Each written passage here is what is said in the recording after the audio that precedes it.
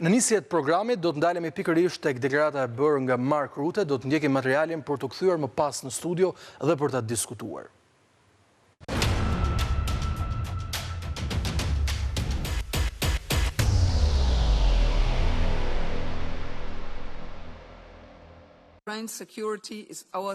Sekretari i përgjithshëm i NATO-s Mark Rutte deklaroi këtë thënë se Europa nuk është e aftë të mbrojë veten pa mbështetjen e Shteteve të Bashkuara të Amerikës, një deklaratë e cila vjen vetëm disa ditë pas deklaratave të presidentit amerikan Donald Trump për marrjen e Groenlandës, deklaratë kjo e cila çoi në pikën më të lartë tensionet transatlantike.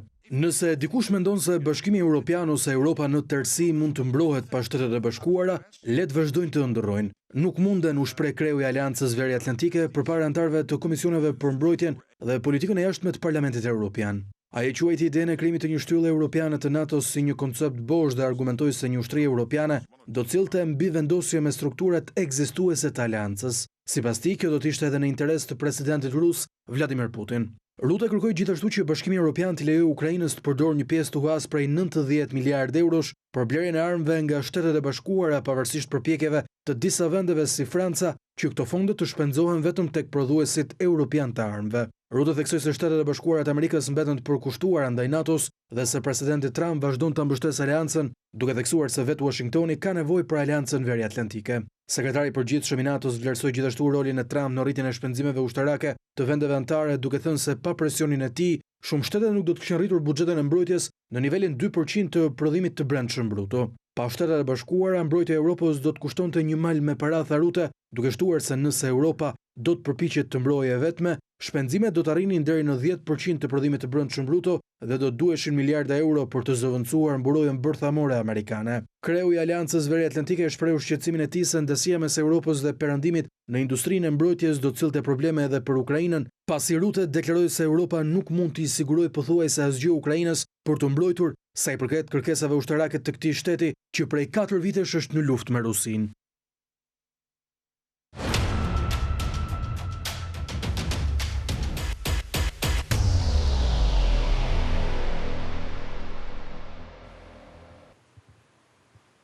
Për një analizë më të gjerë mbi marrëdhënie transatlantike dhe mbi të gjitha për dekodimin e deklaratës së kreut të NATO-s, mbashkohet mbrëmjen e sotme në War Report eksperti i çështjeve të sigurisë, zoti Redion Qiriazi. Zoti Qiriazi, mirëmbrëma, faleminderit që jeni në program. Mirëmbrëma Sali, kënaqësi si gjithmonë. Një ëndër për Europën të mbrohet e vetme pa Shtetet e Bashkuara të Amerikës. Kjo është deklarata që vjen nga kreu i Aleancës Veriatlantike, i cili duhet thënë se nuk është njeriu më i besueshëm sa i përket kontekstit të zhvillimeve të fundit, të cilat edhe në mënyrë qesharake ne kemi thënë se ka një marrëdhënie disi të afërt me Donald Trump. Por kur bëhet fjalë për një post kaq të rëndësishëm, sigurisht që kredibiliteti i tij rritet. Po flasim për kreun e Aleancës më të madhe ushtarake që bota ka parë që prej luftës së dytë botërore. A është i vërtet pohimi që bëri Mark Rutte një ditë më parë? U mendoj se duhet të analizuar në disa rrafshe, Sali. Pikë së pari, asnjë person në pozicionin e zotit Rutte nuk do donte që të ishte sekretari i fundit i NATO-s, pra personi që në një farë mënyrë dështoi aleancën dhe nuk ishte në gjendje që ta mbante atë të përbashkuar. Kështu që mendoj se ka një farë agjende edhe individuale në mënyrë që të shikojë vijshmërinë e NATO-s. Kjo është edhe arsyeja pse Rutte në fakt ka pasur një sikofantizëm të theksuar, do thoya kërshi zotit Trump, dhe nga ana tjetër ka tentuar që të vendosë presion gjithmonë më shumë në vendet e Europës që të rrisin shpenzimet e tyre. Pikë së dyti mendoj do të parë në rrafshin gjeopolitik. Nëse do të kishte një shkëputje të Amerikës nga aleanca, patjetër aleanca do të humbte totalisht kredibilitetin e saj dhe sigurisht do të disintegrojë në formën që ne e njohim atë tashmë. Kështu që kjo gjë nuk i intereson të paktën në termat afat shkurtra vendeve të ndryshme të Europës. Ndonse vetë Rutte vjen nga një vend europian, ai sigurisht ka interesin që edhe vendet e Europës të kenë këtë siguri. Mendoj që kjo është në të njëjtën kohë edhe një mesazh kërsi Shtetet Bashkuara të Amerikës, duke e ndihmuar zotin Trump të kuptojë që Europa ka nevojë për Shtetet Bashkuara të Amerikës dhe kjo është pikërisht muzikë përveç të zotit Trump në një farë mënyrë. Dhe e fundi fare pastaj është ndoshta një analizë më pragmatike. Realiteti është që në të ardhmen e shkurtër Shtetet Bashkuara të Amerikës janë shtylla në të cilën mbahet NATO. Ata financojnë mbi pothuajse 60% të buxhetit të NATO-s janë i vetmi vend përja ashtu deri diku Britaninë e Madhe dhe Francën e limituar Gjermania që mund të mundsojnë atë që quhet transport strategjik, pra zhvendosje strategjike e trupave. Dhe kjo nuk kupton vetëm aftësinë për të dërguar trupa nga një vend në tjetrin, por aftësinë për të dërguar bazën logjistike dhe jesh në gjendje që të drejtosh operacione të pavarura. Pra, siç po them, është esenciale për Amerikën që të jetë pjesë e NATO-s. Nga ana tjetër, në terma afatmesme ose afatgjata, unë do të thoja që vendet e Europës kanë mundësinë që ta kthejnë këtë sfidë gjeopolitike në një mundësi për të përbashkuar gjithmonë edhe më shumë dhe për të krijuar elemente të tjera sigurie. Por sigurisht afat shkurtër është e rëndësishme që të mbahet NATO dhe rrjedhimisht ajo umbrell sigurie që i garanton Shtetet Bashkuara të Amerikës. Nëse do të bëjmë një analizë ekonomike të vendeve të GDP-s të vendeve të Europës, së bashku ato kanë më të lartë se Shtetet Bashkuara të Amerikës. Vendet e Europës janë gjithashtu janë ruajtësit e pjesës më të madhe të borxhit amerikan të jashtëm, sepse është borxhi brendshëm dhe jashtëm. Diku tek 3.5 triliard dollar, e ndjekur më pas nga Japonia me 1.2, Kina diku me 800 miliard dollar. Pra, thënë këtë, shumë nga asetet dhe shumë nga ekonomia që bën Amerika me Europën është esenciale edhe për ekzistencën edhe ekonomisë amerikane, jo vetëm asaj europiane. Dhe një pjesë e madhe e kësaj tregtie ndodhet në fushën e sigurisë. Pra, kontinenti europian është jashtëzakonisht ndërlidhur me Shtetet Bashkuara të Amerikës. Kështu që unë mendoj që deri diku pohimi i zotit Rute në terma afatshkurtra ka një vërtetësi, por nga ana tjetër nuk duhet jemi edhe kaq pesimist për aftësinë e Europës që të mbrojë veten e vet. Sigurisht ky armatim është duke tentuar që të kap kohën e humbur deri në këtë periudhë, por mendoj që nëse investimi do të ishte serioz, ashtu siç po shikojmë të ndodh me vendet e Europës, do të arrinte një pikë që Europa do të bëhej një rajon gjeopolitik që asnjë kundërshtar nuk do të mund ta sulmonte. Më shumë se sa aftësia e Europës për të mbrojtur veten ushtarakisht, është aftësia e Europës për të krijuar një union politik i cili është i konsoliduar. Por pa dashur të ndërpres, Rute tha se kur bëhet fjalë për aspektin ushtarak për diçka të tillë, sepse ndoshta më 3 pika mjaft interesante. Tha, do të kishte një mbivendosje të asaj çfarë ne kemi aktualisht. Dhe për të ndalur pikërisht edhe tek ky fakt kaq i rëndësishëm, raporti i fundit i Institutit për Studimet Strategjike, i cili është i vitit 2024, tregoi se Rusia e vetme për një vit kishte shpenzuar 462 miliard dollar për mbrojtjen. Ndërkohë nga ana tjetër kemi Bashkimin Evropian, së bashku me Mbretërinë e Bashkuar, e cila është edhe grafika që ne kemi, ka harxuar 457 miliard dollar. Pra një diferencë e cila në duke është vetëm me 5 miliard dollar, por më saktë rreth 5 miliard dollar, por në fakt në praktik flasim për 28 vende kundër një shteti. Por duhet parë edhe në kontekstin e duhur kjo gjë. Kjo llogaritje bëhet në kohën kur Rusia është në një luftë. Dhe për një vend i cili ka një buxhet ka një, po themi, GDP-n vjetore 2.3 triliard dollar, ndërkohë që Europa ka mbi 40 vendet e Bashkimit Evropian të përbashkëta, shpenzimet që ka bërë Rusia janë duke groposur atë ekonomikisht. Analizat e fundmi tregojnë se si Rusia po shkon drejt një dobësimi akoma më të madh të rublës, që do të çonte në një inflacion diku te 35%, me normat interesi diku te 16%. Kina është duke ushtruar në furnizuesin kryesor të Rusisë për shkak të sanksioneve, diku te 38% të çfarë merr Rusia, po e merr drejtpërsë drejti nga Kina. Që do të thotë që ekonomia e luftës është duke shkatruar ekonomikisht dhe gradualisht Rusin, pavarësisht se neve ato nuk i ndjejmë në këto momente. Edhe për Iranin, u deshën diku që nga 2017 dhe deri në 2026, po 8-9 vite që jepte efekt tërheqja nga JCPOA-ja, marrëveshja me Iranin, dhe rivendosjen e sanksioneve nga komuniteti ndërkombëtar dhe Shtetet Bashkuara të Amerikës. Pra, këto gjëra ndjehen afatgjatë. Nga ana tjetër, Europa ka një ekonomi shumë të qëndrueshme. Ka tregtar global, siç janë Kina, së fundmi India, pra u përgëzuar. Janë mesazhe që i ka shkuar Vladimir Putin, edhe vet Donald Trump, sigurisht. Patjetër.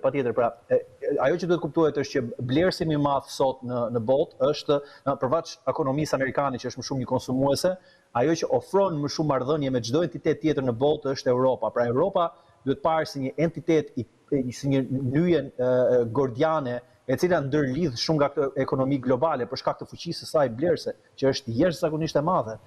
Problemi, siç e thash, nuk është aq shumë aftësia e Europës për të gjeneruar një ushtri për të mbrojtur veten e vet.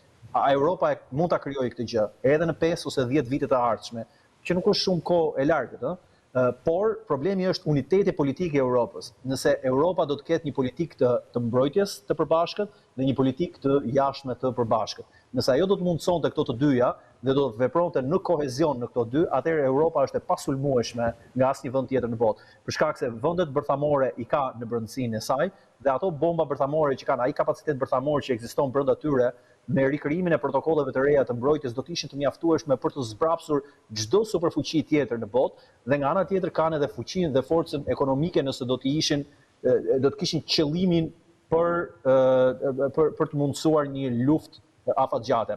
Dhe fundit fare që unë dëshiroj të tërheq pak vëmendje në kjo është të jemi me këmbë në tokë. Çfarë në kupton kjo? Të gjithë mendojmë që nga momenti në moment do vi ky përbindje i keq që është Rusia dhe do të sulmojë Europën. Sapo bëre një analizë pak më herët Sali në lidhje me pushtimin që ka bërë Rusia Ukrainës. Minus aftësinë e Rusisë për të prodhuar shkatrime masive të qyteteve dhe vrasjen e popullsisë civile përmes armëve të dëmtimit të masë, domethënë raketat balistike apo edhe të arrijë në goditjen e centraleve bërthamore dhe të përdorimin ndoshta edhe të armëve bërthamore, minus kësaj aftësie, Rusia kapacitetet operacionale taktike nuk është se i ka aq të përparuara që të mund të bënte një avancim efektiv në terren. Tash ne nuk e dim, mund të spekulojmë nëse kjo ka qenë një strategji e Rusisë për të zgjatur luftën, gjë që unë nuk e besoj, por realiteti tregon që nuk është se ka fituar një territor të madh të territorit të Ukrainës. Sigurisht kjo është bërë sepse Ukraina ka marrë një ndihmë jashtëzakonshme nga Shtetet Bashkuara të Amerikës dhe nga ana tjetër nga Europa, e cila në mënyrë të vazhdueshme është duke investuar në mbajtjen e infrastrukturës politike dhe ekonomike të Ukrainës, që është po aq e rëndësishme sa edhe furnizimi me armë në front i saj. Pra, Ukraina, një vend i cili furnizohet me armatim në kohën e duhur, është në gjendje që të bëjë ballë një superfuqie. Tani imagjinoni Rusinë, e cila tenton që të kafshojë një kafshat që nuk e gëllpit dot, që do të ishte të sulmonte vendet e Europës. Kjo do të ishte fatale për Rusinë, jo vetëm ekonomikisht, por edhe ushtarakisht. Rusia që tashmë ka humbur një numër shumë të madh njerëzish. Njerëzit janë të lodhur, ekonomia ruse është e lodhur. Pra realiteti në terren është, nëse do analizojmë Rusinë si një aktor racional, ashtu siç unë besoj që është, nuk do të bënte sens për zotin Putin të sulmonte Europën. Përse? Do të kemi një ndarje pak më vonë sepse do trajtojmë disa çështje, pa dashur të ndërpres. Dhe pa dashur që t'i shmangemi ndoshta temës, sepse duhet mbetëm tek deklarata e Rutës dhe tek marrëdhëniet transatlantike për një sër arsyesh, Redion. Ti the vet pak më parë se për Shtetet e Bashkuara të Amerikës alianca me Europën është jetike. Dhe mbi të gjitha për një administratë të Donald Trump, i cili e ka kthyer në biznes diçka të tillë, raportet e fundit tregojnë se ndihma amerikane e drejt për Ukrainën ra në 0.52 miliard dollar për shkak se ishte Europa ajo e cila bënte biznes me Amerikën duke bler këto armë. Dhe duke parë edhe deklaratën e Rutës vetëm një ditë më parë, kur i kërkoi Francës të riqe zemërimin e brendshëm që ke kur i thua Ukrainës bli vetëm armë europiane dhe lëre Kievin që me parat që ju i dhat kredi të blejë edhe armë amerikane. A është kjo një pendese Donald Trump për gjithçka që shkaktoi, pasi duhet analizuar edhe fjalimi i tij në forumin e Davosit kur tha nuk do të sulmoj kurrë ushtarakisht Groenlandën dhe nuk do ta bëj diçka të tillë brenda një aleance e cila është shumë më e vjetër se sa vetë mandati im. Kemi një tërheqje të krejt shtëpisë bardhë? Unë mendoj që zoti Trump është kandidati perfekt për periudhën në cilën ndodhet Amerika, pasi forma e tij tepër nonchalant për të thënë një gjë sot dhe për ta ndryshuar të nesme dhe duke atribuar atij karakterit të tij, pra jo përgjegjësisë së një shteti apo të krejut të një shteti, është le të themi është situata më oportune për Shtetet Bashkuara të Amerikës, sepse e lejon që të avancojë politikat e saj dhe strategjinë e saj politike afatgjatë përmes atyre që mund të duken tek atë momentit të zotit Trump. Me këtë dua të them që në fakt gjithë qasja që ka bërë zoti Trump karshi Europës, Venezuela, Grenlanda, ka qenë e përllogaritur. Nuk mendoj që është diçka e momentit. Njerëzit mendojnë që nuk ka një strategji mbrapa asaj. Unë mendoj që është në fakt një strategji e Amerikës. Dhe strategjia është që në kushtet ku kundër balancohet fuqia e saj nga superfuqitë të tjera siç është Kina, por dhe zhvillimi i mëtejshëm ekonomik i Europës, është e rëndësishme që të negociosh me aktor individual, pra të izolosh gjithmonë kundërshtarët e mëdhenj, siç janë Kina, India, Rusia, dhe nga ana tjetër të krijosh fraksionime në ato unione të cilat janë të dobta, që është Unioni Evropian. Prandaj rikthehem edhe një herë tezës që më e rëndësishme për Unionin Evropian është konsolidimi i entitetit politik që ata kanë, pra të jenë union në radhë të parë politikisht së bashku, më pas të arrinë të tjera.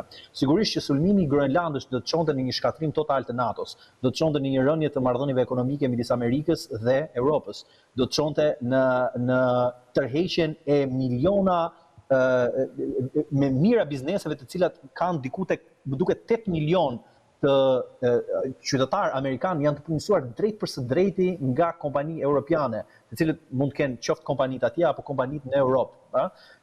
Nga ana që do të thotë në një rënje të madhe të tregtisë dhe të manufakturës ndërmjet të dyja vendeve.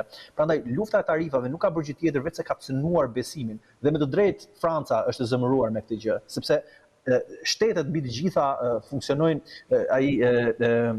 Tukididi do të thoshte që luftrat ndodhin për shkak të nderit, frikës dhe interesit. Janë pra tre ato kryesore. Sigurisht interesin e kuptojmë, sigurisht frikën e kuptojmë, pra kur mendojmë se do të kërcënohemi, por çështja tjetër është edhe nderi. Pra ndonjëherë konfliktet agravohen kur shtetet trajtohen jo si partner, por ato trajtohen si element që mund të shtyhen. Dhe kjo është taktika që zoti Trump bën. Fatkeqësia këtu është që ai mendon që pushteti i Shtetit Bashkuar të Amerikës që ai e përfaqëson në këtë momente është deri diku i tij për ta përdorur. Të ndaloj pak tek Franca pa dashur sërish të ndërpres për të shkuar ndoshta edhe me ritmin e duhur. Pra the pak më parë Franca ka të drejtën të zemërohet, por një sondazh i fundit realizuar nga Politico që prej nëntorit të vitit të shkuar me mbledhjen e mendimit të më shumë se 12.000 qytetarëve ka treguar se mbi 65% e europianëve mendojnë se leadershipi i tyre nuk po shkon në drejtimin e duhur. Dhe është, le të themi, mjaft interesante për të studiuar vetë rastin e Francës se si ka kuotën më të lartë, me më shumë se 79% qytetarëve francezë që besojnë se leadershipi i tyre nuk po e dërgon vendin në drejtimin e duhur, dhe ishte edhe një analizë mjaft interesante që tregonte ditën e djeshme se përplasja që Macron pati pikërisht me Donald Trump i shërbeu atij sa i përket ambicjes politike dhe situatës politike ku ndodhet brenda vitit të tij, duke rritur me 2%, 2 pikë përqindje mbështetje ndaj tij. Pse ky mendim i europianëve se liderët e tyre nuk po bëjnë gjën e duhur, sa i përket edhe mbrojtjes? Mendoj se po në të njëjtën anketim do të shikohet edhe opinioni që kanë ata në lidhje me zotin Trump dhe militarizimin që duhet të bëjë Europa. Gjë që tregon se këto dyja nuk janë domosdoshmërisht të lidhura. Pra, fakti që qytetarët europianë mendojnë që situata nuk po shkon mirë në Francë, ku Franca është tipikisht kritike ndaj qeverive të tyre dhe ka një përgjigje shumë të shpejtë ndaj çfarë ndodhin në arenë, mund të jetë reflektuar edhe për shkak të qeverisjes së vet zotit Macron. Nga ana tjetër, fraksionet e radikale që po dalin gjithmonë edhe më shumë në për Europë, tregojnë edhe një herë që nuk ka dhe një unitet aq të madh të Europës saç mund të mendojë. Pra mund të jenë edhe faktorë të brendshëm, qoftë europian, qoftë edhe të këtyre vendeve. Por nëse do të shikojmë po të njëjtin anketim, do të vëmë re se vendet nuk e shikojnë që bota është më e sigurt me Trumpin dhe me qasjen e tij, që do të thotë ata janë kundër të gjithë këtij veprimi të shtytjes, të bullizimit dhe të tentuarit që të avancojnë politikën e jashtme përmes forcës, dhe jo përmes aleancave dhe negociatave dhe diplomacisë, siç është parë tipikisht të ndodh, dhe po në të njëjtën mënyrë do të thoja, po në të njëjtin studim vihet re se si qytetarët europian janë më shumë në favor për ngritjen e shpenzimeve ushtarake. Pra, nëse ka patur një efekt pozitiv, gjithë kjo lojë e zotit Trump nga fillimi në fund është rritja e investimeve për shpenzimet ushtarake. Gjë që për aq kohë sa ka një konflikt të hapur në lindje të Europës, në Ukrainë, do të thotë më shumë armë që blihen nga Europa qoftë nga Amerika përmes Europës për t'ju dhënë Ukrainës, po qoftë nga Ukraina nga ato ndihmat që jep drejtpërsë drejti Shtetet Bashkuara të Amerikës për të ushqyer këtë front lufte. Pra, një buxhet më i madh i armatimeve nuk kupton më shumë prodhim armatimesh, por në të njëjtën kohë të paktën afat shkurtër blerje të arsenalit nga Shtetet Bashkuara të Amerikës. Prandaj nga ky konflikt deri tani, unë mendoj që më i fituari nga të gjithë sigurisht ka dalë Shtetet Bashkuara të Amerikës, pasi ka shokuar ekonomitë e Europës, ku ju është dashur të ristrukturojnë edhe një herë buxhetet e tyre për mbrojtjen duke hequr nga elemente të tjerë ku ata shpenzonin më herët. Ka dëmtuar sigurisht padyshim Ukrainën, e cila është bërë shesh nga kjo përplasje gjeopolitike, dhe Amerika, e cila nuk është e prekur fizikisht nga ky konflikt, vazhdon që të shes armatim, një vendi i cili po rrit investimet në fushën e ushtrisë, që do të thotë do të ketë aftësi më të madhe blerëse për Amerikën.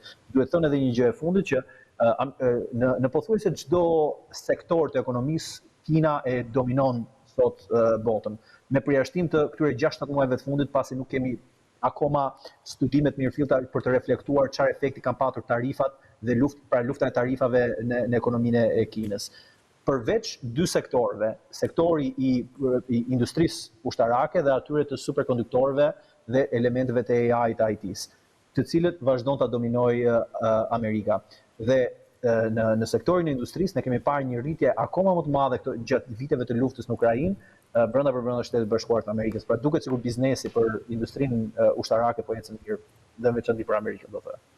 Tete qartë, ndërkohë sondazhi Politico ka treguar gjithashtu se çfarë mendojnë europianët për pretendimin kryesor apo premtimin kryesor të fushatës Donald Trump. Vetëm 26% e mbi 11.000 europianëve të anketuar thonë se besojnë se Donald Trump është president i paqes. Zhgënim jo vetëm në Amerikë, por edhe brenda Europës. Çfarë po ndodh me perceptimin e tyre për Donald Trump? Dhe duket sikur e shohin si armik apo agresor Amerikën në një kohë kur historikisht është parë si aleatja kryesore? Po, mendoj se qytetarët evropianë përgjithsisht janë vëzhgues të mirë të politikës, ndryshe do të thoja nga qytetarët të shumë vende të tjera, edhe për të që anit Amerikë, ku nuk parë ndjekin çështje të politikës të jashtme. Dhe nëse do të shikonim çfarë ka ndodhur në një vit të qeverisjes së zotit Trump, Shtetet Bashkuara të Amerikës kanë sulmuar të paktën 7 vende të ndryshme, duke filluar nga vendet e Afrikës që më përpara nuk është se ka qenë një modus operandi i qeverive amerikane, Venezuela, sigurisht lindja e mesme, Irani, Siria, ndihma për të goditur në Liban, Gaza etj. Pra, kemi patur një sër konfliktesh në të cilat është përfshirë Shtetet Bashkuara të Amerikës. Nga ana tjetër, nuk është se ka patur një zgjidhje të konflikteve globale siç u premtua në ardhin e zotit Trump në pushtet, që është ndalimi i luftës në brenda 24 orëve, zgjidhja e çështjes Iranit, çështjet Kina, Korea e Veriut, pra çdo gjë do të rregullohej. Asgjë nuk është se ka ndryshuar në këto terma. Ajo që ka ndryshuar është tendenca e bashkuar për të qenë më agresive, pra më skiftere në marrëdhënie ndërkombëtare, për të marrë atë që mendon që i intereson, që mendon se i përket dhe kjo vjen si rezultati dy besimeve thelbësore që unë mendoj se ka zoti Trump. E para është që bota po ushqehet në kurrizë të Shteteve Bashkuara të Amerikës, pra të gjitha këto institucione që ka financuar Shtetet Bashkuara të Amerikës dhe të tjerë thjesht përfitojnë në kurrizë të SBA-ve mbi këto, rrjedhimisht duke e bërë Amerikën një viktimë. Dhe e dyta një parim i cili ka të bëjë shumë edhe me sfondin nga i cili vjen ai si vet individ, që është nëse ti ke më shumë fuqi ekonomike, pra je shteti më i fortë, atëherë duhet jesh në një gjendje që të vendosësh çmime më të larta dhe të përcaktosh kushtet e lojës. Tani, të dyja këto nuk përputhen edhe aq mirë në situatat e marrëdhënieve ndërkombëtare. Pikë së pari sepse Shtetet Bashkuara të Amerikës përfiton shumë nga struktura dhe nga rendi global i cili u ndërtua nga vetë ata pas luftës së dytë botërore, pra to rregullat dhe ndërveprimi institucional në shtetet. Dhe e dyta, sepse shtetet përpos fakt, pra nuk janë thjesht aktor individual, por në të njëjtën kohë kanë edhe atë elementin e dinjitetit dhe krenarisë të tyre. Pra nuk mundet të trajtohen si partner biznesi thjesht, por aty futen edhe elemente të aleancave dhe të kontributeve alternative. Pra jo, forca e një shteti nuk matet vetëm nga xhepi që ata kanë, por edhe nga kontributi relativ që ata mund të japin në aleanca të ndryshme. Si për shembull vendet vogla në Europë, mund mos kenë forcën e Amerikës, por janë i gjendje që të kontribuojnë shumë për paqen dhe për krijimin e institucioneve të shëndosha. Zvicra, Belgjika, pra me Brukselin dhe institucionet e Bashkimit Evropian. Pra, këto vende ofrojnë diçka tjetër që ndoshta s'ka të bëjë me forcën ekonomike, por ka të bëjë me krijimin e një sistemi të parashikueshëm dhe të drejtë për këta shtete të ndërveprojnë. Qartë, mirë, ne do të shkojmë një shkputje shumë të shkurtër përpara se të rikthehemi në studio dhe në pjesën e dytë t'japim një fokus të veçantë këtij sondazhi që tregon se mbi 55% e Europianëve po kërkojnë aktualisht që të kenë më shumë ushtarë në vendet e tyre dhe më shumë gatishmëri për luftë, por sigurisht në pjesë 2 do të ndalemi edhe tek tema kryesore e ditës sa i përket frikrave globale. Ora e Kiametit, ky fenomen i diskutuar që prej pas luftës së dytë botërore, i cili është një studim i bërë nga shkencëtarët bërthamor që tregon sa afër fundit të planetit jemi sipas të gjitha gjasave dhe zhvillimeve kryesore në glob. Të gjitha këto menjëherë vetëm pas shkputjes.